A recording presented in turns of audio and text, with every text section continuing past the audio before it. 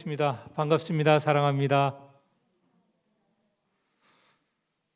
아, 말씀을 전하기 전에 아까 정찬무 목사님 함께 기도하자고 하였는데 송동호 집사님 무릎 수술을 관절 수술이죠. 하시다가 그 심장에 무리가 됐던 것 같습니다. 그래서 수술을 하고 회복실로 와서 일반 병실로 와야 되는데 지금 중환자실로 옮겨졌습니다. 큰 일은 아니라고 믿고 있고요. 회복이 잘 되셔서 일반 병실로 오실 수 있도록 그렇게 계속 기도해 주시고요. 또 여러분들이 여러 모양으로 수술도 하고 또 수술을 기다리고 계십니다. 말씀은 일일이 안 드리지는 않지만 주변에 아시는 분들이 있을 것입니다. 그러면 기도해 주시길 바랍니다. 그리고 김소연 집사님 아버님이 폐암으로 굉장히 지금 힘든 상황 가운데 있습니다. 아마 고통이 굉장히 심한 것 같아요. 통증이 심하여서 견디기가 굉장히 어려운 것 같은데 그 통증을 제하여 감하여 달라고 그렇게 함께 기도하는 시간을 좀 두고 기도해 주셨으면 합니다. 주변에 지금 많은 분들이 뭐 수술을 하거나 또 회복을 기다리고 있는데요. 우리의 기도를 통하여서 하나님께서 들어주시고 또 회복시켜 주실 것을 위하여 우리가 좀 관심을 가졌으면 좋겠습니다. 오늘 설교의 제목은 교회의 탄생입니다. 교회는 언제 세워지기 시작했냐면 오순절 성령 강림이 있음으로 하여서 교회가 세워졌습니다. 오순절 성령 강림 이전에는 교회, 우리가 말하는 공식적인 교회는 세워지지 않았습니다. 예수님이 살아 계셔서 공생애를 사셨을 때 그때는 제자들과 예수님으로 이루어진 공동체가 있었죠. 그 공동체가 천국 복음을 전하였습니다. 그런데 아직 교회라고 하기에는 아주 그 규모, 틀이 잡혀져 있지 않았습니다.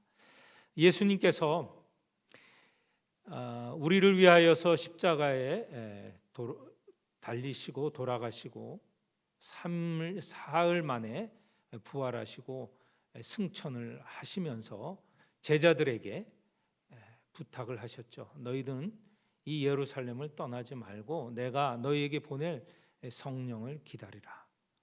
그래서 제자들이 승천하신 주님 이후에 이 예루살렘을 떠나지 않고 모여서 함께 기도를 하였습니다. 그것이 1장에 나와 있죠. 1장에 12절서부터 14절에 보면 제자들이 모여서 14절 여자들과 예수의 어머니 마리아와 예수의 아우들과 더불어 그 제자들과 이런 분들이 마음을 같이하여 오로지 기도에 힘쓰고 있었습니다. 그런데 예수님이 부탁하신 대로 오순절이 되었을 때 놀라운 일이 있었습니다. 2장 1절서부터 4절에 보면 오순절 날 성령이 강림하셨다는 것이죠. 이 오순절이라는 것은 어떻게 따지느냐? 이스라엘 사람에게 민족의 큰 절기 세 개가 있었습니다. 유월절, 오순절, 그 다음에 초막절. 그 이스라엘의 달력, 우리 달력과 다릅니다. 이스라엘의 달력으로서 정월 1월 달에 유월절이 있고 3월 달 50일이 지난 3월 달에 오순절이 있고 그리고 7월 달에 초막절이 있습니다. 이게 큰 절기인데요. 쭉 이스라엘 백성들이 지켜온 절기입니다. 이것은 하나님께서 모세에게 율법을 주셨을 때 그때 주신 절기입니다. 그때로부터 시작해서 이스라엘 사람은 이 세 가지 절기를 쭉 지켜왔죠. 예수님께서 우리를 위하여서 죽으신 날은 유월절 기간입니다. 그리고 50일이 지난 오순절 날 바로 성령께서 임하셨습니다. 이 성령은 예수님께서 약속하신 너희들에게 보낼 성령이죠. 그 성령의 임함이 1절에서부터 4절까지 나와 있는데 1절 한번 보겠습니다. 오순절 날이 이미 이르매 그들이 다 같이 한 곳에 모여서 기도하고 있었던 것이죠. 혼련히 이 현상, 성령 강림이 있는 현상을 이렇게 기록하고 있습니다. 하늘로부터 급하고 강한 바람 같은 소리가 있고 그 소리가 그들이 앉은 집안에 가득했다. 일단 소리가 그들이 모여 있는 곳에 강력한 소리가 임하였다는 것이죠. 그리고 눈에 보이는 현상으로 3절에 보니까 불의 혀처럼 갈라지는 것들이 각 사람 위에 하나씩 임하였다. 그러니까 성령이 임하시는데 이 제자들이 모여 있는 공동체, 기도하는 공동체 위에 성령이 임하시는데 임하시되 전체 이 공동체에게 임하시되 또 그 성령은 혀의 그 불의 혀처럼 그 불이 혀처럼 이렇게 혀가 부드럽고 그 다음에 이렇게 뭐라고 할까요? 이 둥근 원으로 되어 있지 않습니까? 우리 혀를 한번 보십시오. 그런 혀가 한 사람 한 사람 위에 각각 임하였다는 것이죠. 그러니까 성령은 공동체에게도 임하지만 각 개개인에게도 성령이 임하신다는 것을 말하고 있습니다. 그렇게 임한 성령에 따라서 나타난 징조, 오순절에 나타난 징조는 어떤 징조냐? 4절입니다. 이들이 다 성령 충만을 받았습니다. 일단 다 성령이 임하시는 목적이 성령께서 그 제자들에게 임하신 거죠. 그 여기에 보면 충만하게 임하셨다는 것이죠. 그러고 난 후에 이 오순절 특별히 드러나는 징조는 뭐냐면 다른 언어들로 말하기 시작하였다라는 것입니다. 여기에 모인 사람들 우리가 예상하기로는 120명이라고 생각합니다. 1장 15절에 보면 모인 무리의 수가 약 120명 정도 되었다라고 하는데 이 120명이 각각 성령 충만을 받고 여기에 보면 방언을 하기 시작하는데 이 방언은 우리가 생각하기에 이제 우리가 보통 교회에서 방언한다 그러면 그 소리가 무슨 소리인지 모르는 소리로 방언을 하지 않습니까? 그런데 이때의 방언은 그런 방언이 아니고 다른 나라 말을 쓰는 그것을 방언으로 말하고 있습니다. 그러니까 이 120명이 되는 사람들이 다른 나라 사람들이 쓰는 방언 각각을 말하게 된 것입니다. 이렇게 생각할 수 있죠. 120명이 이스라엘 말뿐만 아니라 다른 말도 배우지 않았겠습니까? 아닙니다. 이 뒤에 나오는 내용이지만 이 120명은 주로 갈릴리 사람입니다. 갈릴리 사람이라는 것은 뭐 그렇게 배우고 하는 기회가 없었던 사람들이죠. 그냥 우리로 말하면 보통 사람들입니다. 그런데 이 보통 사람들이 다른 나라 사람들이 쓰는 말, 그러니까 방언을 하기 시작하는 거예요. 만약에 예를 든다면 우리에게 성령이 임했다면, 이 자리에 임했다면 뭐 저야 영어를 조금 말합니다만 다른 말은 못해요. 그런데 제가 라오스 말하고 김금희 권사님이 베트남 말하고 또 누굽니까? 저 뒤에 이 집사님이 또 캄보디아 말을 하고 이런 식으로 말을 하게 되었다는 것입니다. 그것이 우리가 읽은 그 밑에 이 사람들이 도대체 말을 우리가 모여있던 사람들 그때의 5절입니다. 그때 경건한 유대인들이 천하 각국으로부터 모여 있었어요. 왜 모여 있느냐? 세 절기가 있다고 하지 않았습니까? 유월절, 오순절, 초막절. 이 세 절기 때에 율법에서 뭐라고 말씀을 하냐면 이 절기 때는 내 앞에 너희들이 보여라. 예루살렘 성전 앞에 와서 하나님 앞에 보이라는 것입니다. 다시 말해서 예배를 드리고 제사를 지내라라는 것이죠. 그래서 이스라엘 안에 있는 사람들만 모인 게 아니고 천하 각국에 퍼쳐 사는 그런 유대인들도 그 절기를 지키기 위해서 올라오는 것이죠. 많은 사람들이 있습니다. 그 유대인들이지만 그 사람들이 여기에 보면 뒤에 보면 이집트에 애굽에서도 살고 저 소아시아에서도 살고 심지어 로마에서 살던 사람도 이 절기를 지키기 위해서 왔던 것이죠. 그런데 그 사람들이 지금 이 성령이 임한 충만한 사람들이 말하는 소리 가운데 자기가 알아들을 수 있는 지역의 말을 하는 거예요. 깜짝 놀랐죠. 7절에 보니까 다 갈릴리 사람이 아니냐라는 것은 이 보통 사람, 평범한 사람인데 어떻게 8절에 보니까 우리 각 사람이 난 곳 방언으로 듣게 됨이 어찌 된 일이냐. 그러니까 이 120명이 각각 외국어를 하는 거예요. 그래서 저 다른 지역에서 온 사람들이 자기가 평소에 썼던 말을 듣게 되는 겁니다. 그 말이라는 것은 9절에 보면 길게 나와요.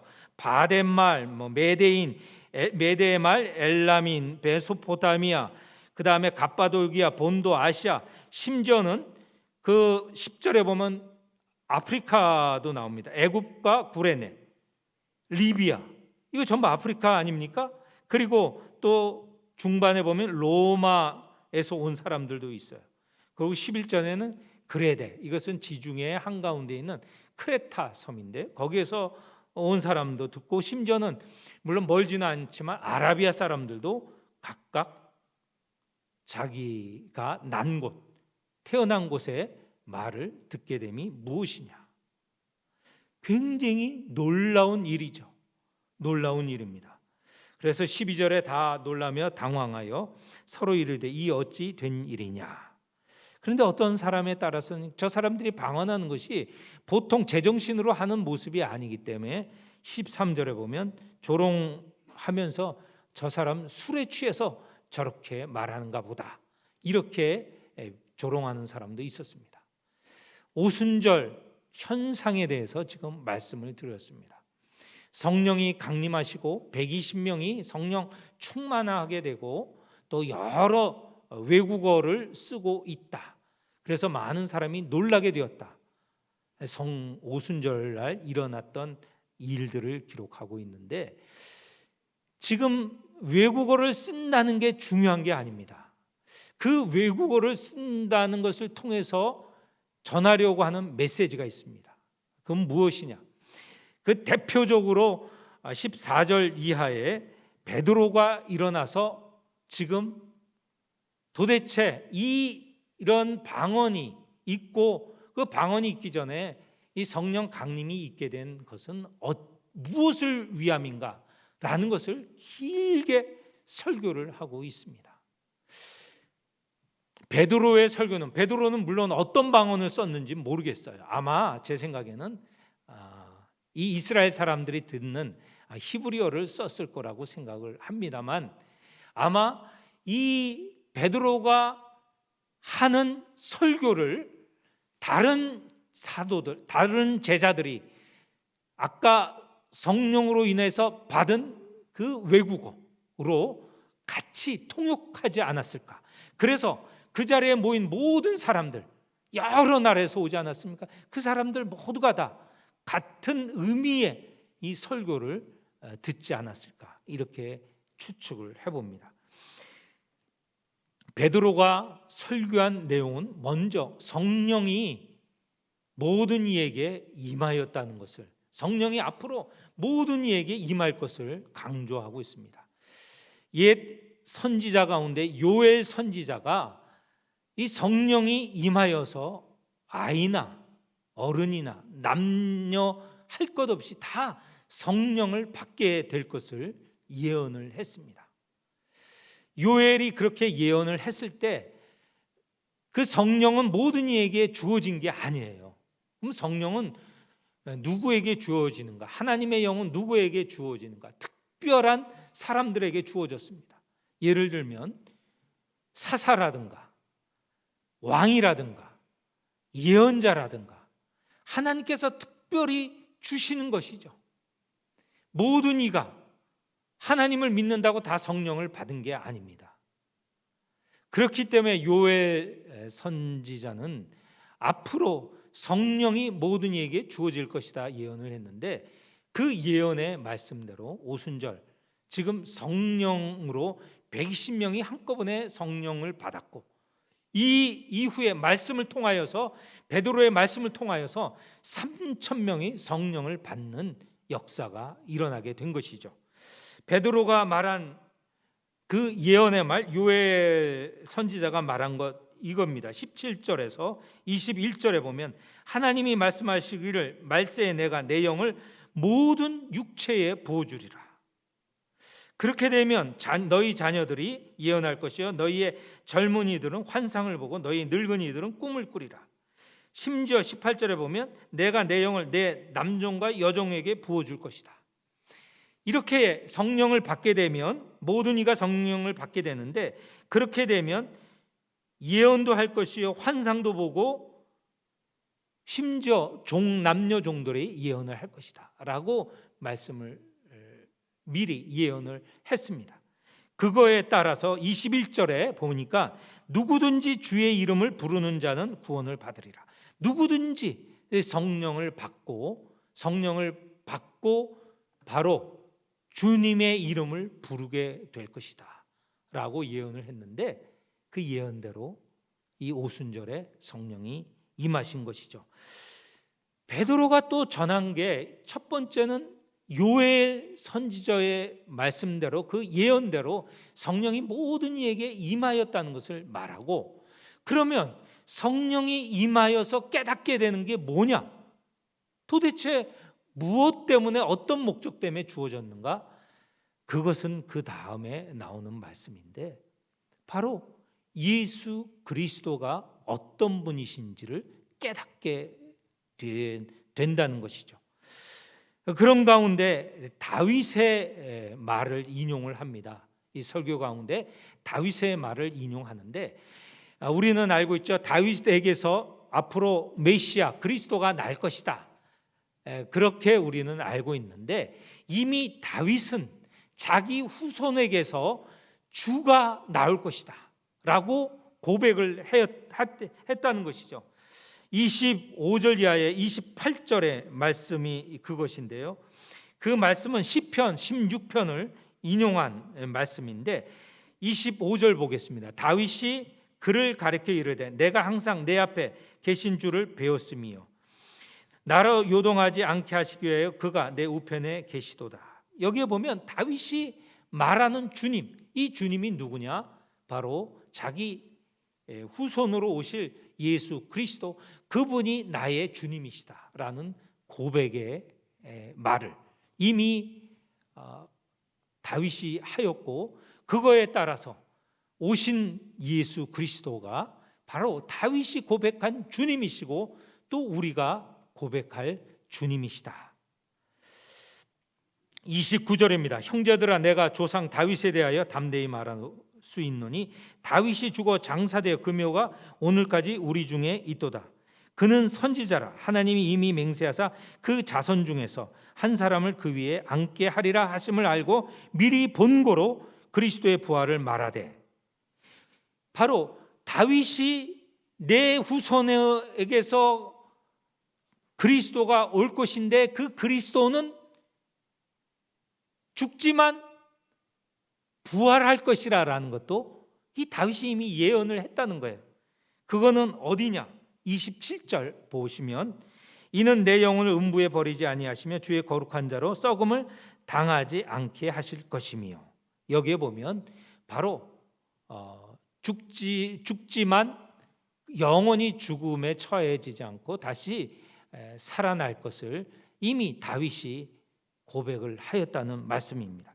31절로 다시 가면 미리 본 거로 그리스도의 부활을 말하되 그가 음부의 버림이 되지 않고 그의 육신이 썩음을 당하지 아니하리라 하였다. 자, 요엘 선지자가 앞으로 보낼 성령에 대해서 예언을 했고, 그리고 다윗은 자기 후손이지만 그리스도가 나시고 그분은 죽지만 살아나시고 부활하실 것이다 라는 것을 예언을 한 대로 지금 이 말씀을 쭉 인용을 하고, 그에 따라서 너희들이 얼마 전에 십자가에 단 예수 그리스도가 바로 그분이시고, 그분을 께서 또한 그분 예수 그리스도께서 성령을 약속하셨다. 그리고 우리에게 지금 임한 이 성령은 부활하시고 승천하신 예수께서 약속하신 성령이다라고 말하고 있습니다. 33절입니다. 32절부터 이 예수를 하나님이 살리신지라 우리가 다 이 일의 증인이로다. 33절 하나님의 오른손으로 예수를 높이심에 그가 약속하신 성령을 아버지께 받아서 너희가 보고 듣는 이것을 부어 주셨느니라. 그러면서 예수 그리스도를 다시 한번 분명하게 증언합니다. 예수 그리스도는 지금 얼마 전에, 불과 얼마 전에 돌아가신 거예요. 얼마 전에 50일 전에 돌아가신 거예요. 유월절 기간에 예수께서 죽으셨고, 지금 50일 지난 후에 이 오순절이라고 그랬잖아요. 이 오순절 날 지금 이루어지는 것 아니에요. 그러니까 예수께서 죽으시고 사람들에게 부활하신 모습으로 나타나시고 승천하시는 게 얼마 전이에요. 그런 예수님의 죽음과 부활에 관한 것은 지금 이 듣는 사람들, 이 예루살렘에 그 소문이 가득한 거예요. 다 서로 주거니 받거니 지금 이야기를 하고 있는 상황이라는 것이죠. 그렇기 때문에 이 베드로가 예수를 말할 때 사람들은 무슨 얘기인지 다 알고 있었던 것이죠. 베드로가 너희들이 이 법 없는 자, 그러니까 빌라도를 통하여서 예수를 죽였다 하는 것을 듣게 되는 것이죠. 36절입니다. 이스라엘 온 집은 확실히 알지니 너희가 십자가에 못 박은 이 예수를 하나님이 주와 그리스도가 되게 하셨다. 이렇게 예수를 증언을 했습니다. 그랬더니 거기에 모인 수많은 사람들이 마음에 찔림이 있었습니다. 37절 이 말을 듣고 마음에 찔려 그러면 우리가 어떻게 해야 됩니까? 했을 때 38절 다 같이 읽겠습니다. 38절 시작. 베드로가 이르되 너희가 회개하여 각각 예수 그리스도의 이름으로 세례를 받고 죄 사함을 받으라. 그리하면 성령의 선물을 받으리라. 그리고 41절 넘어가서 같이 읽겠습니다. 41절 시작. 그 말을 받은 사람들은 세례를 받으며 이날에 신도의 수가 3,000이나 더하더라. 베드로가 전하였을 때 듣는 사람들의 마음이 찔리고 자기들이 바로 예수 그리스도를 십자가에 달리게 하였구나. 자기들의 죄로 인하여 예수께서 그 죄를 지시고 십자가에 달리시고 죽으셨구나 하는 것을 깨닫게 되었다는 것이죠. 그런데 베드로의 말씀, 이 말씀의 힘이지만 물론 하나님께서 주신 하나님의 능력으로 주어진 설교 말씀이지만 여기에 임하게 된 것은 성령이라는 것이죠. 38절 읽은 대로 세례를 받고 죄 사함을 받으라. 그리하면 성령의 선물을 받으리라 하는 것은 이미 지금 오순절날 임한 그 120명에 임한 성령이 이 말을 듣는, 그 자리에 있어서 말을 듣는 사람들에게 같이 임하였다는 것이죠.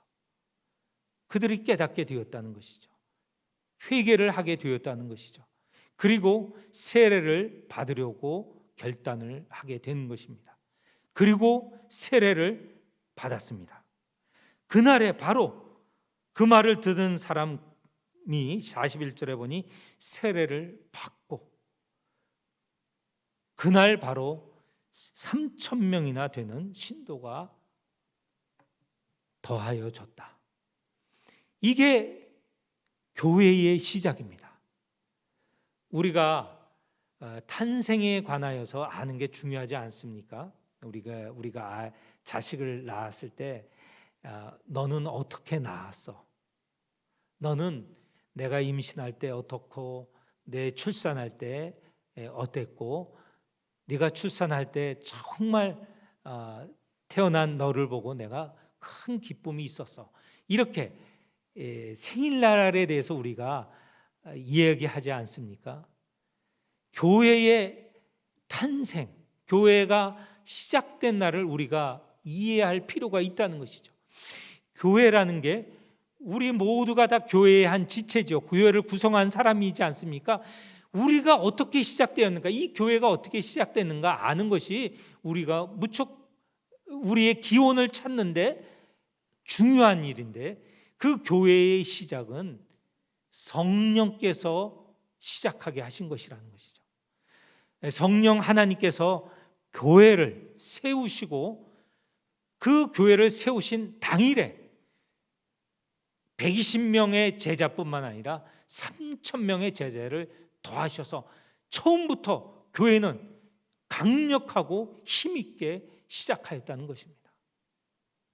이 교회가 또 얼마나 대단하였냐면 42절에 보면 우리가 잘 아는 말씀입니다. 그들이 사도들의 가르침을 받아 서로 교제하고 떡을 떼며 오로지 기도하기를 힘쓴다.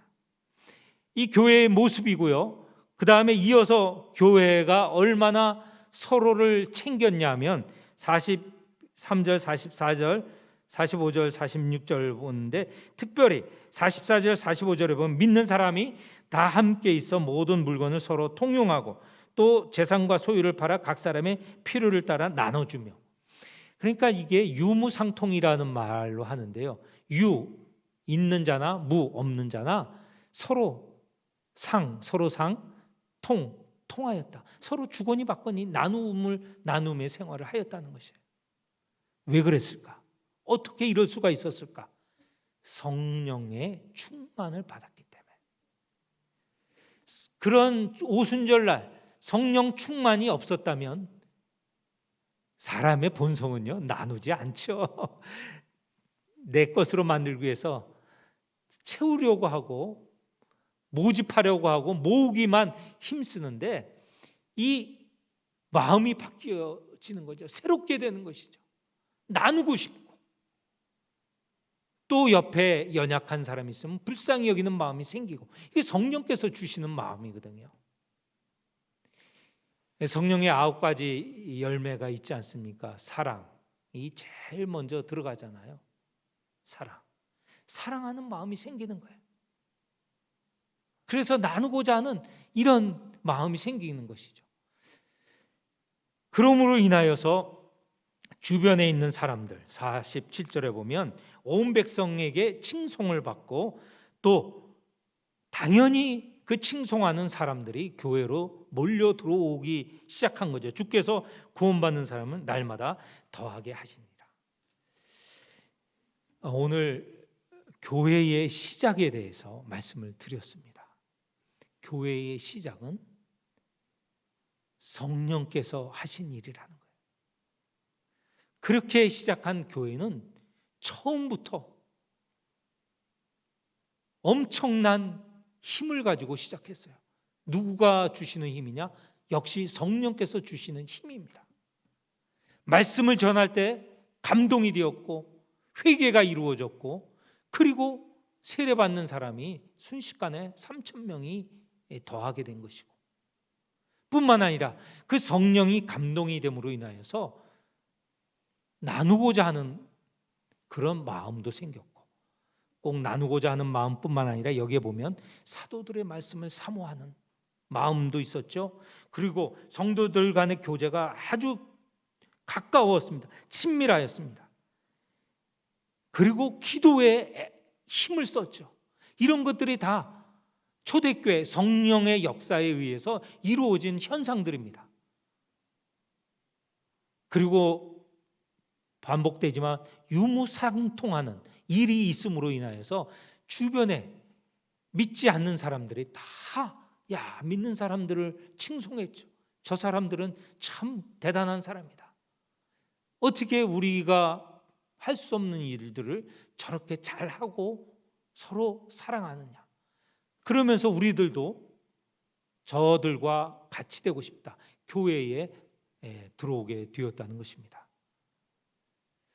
오늘 길게 사도행전 2장을 우리가 읽었는데요. 우리 교회가 이런 성령 충만한 교회가 되기를 바라면서 이 말씀을 읽고, 우리가 우리 교회 전체 그리고 우리 한 사람 한 사람이 성령 충만하여서 주님을 정말 뜨겁게 전하고, 베드로처럼 그로 인해서 회개의 역사가 이루어지고, 또 우리도 역시 나누고 베푸는 삶이 힘있게 드러날 수 있도록, 그리하여 이 주변의 이 지역이 바꾸어지고 변화가 되는 일이 있게 되기를 간절히 원하여서 오늘 이 말씀을 전하였습니다. 우리 함께 이 초대교회와 같은 교회가 되기를 바라는 마음에서 같이 기도하겠습니다. 이 시간 기도 시간을 하겠습니다. 하나님, 우리에게 성령을 부어 주소서. 우리 각 사람에게 성령을 가득하게 하여 주옵소서. 그리하여 우리의 생각, 우리의 의지가 아니라 성령께서 이끄시는 대로 우리의 삶을 바꾸어 주옵소서. 나누고 베풀고 사랑하고 하는 삶을 살게 하여 주옵소서. 복음을 뜨겁게 전하는 교회가 되게 하여 주시고, 우리 한 사람 한 사람이 되게 하여 주옵소서. 기도하시겠습니다.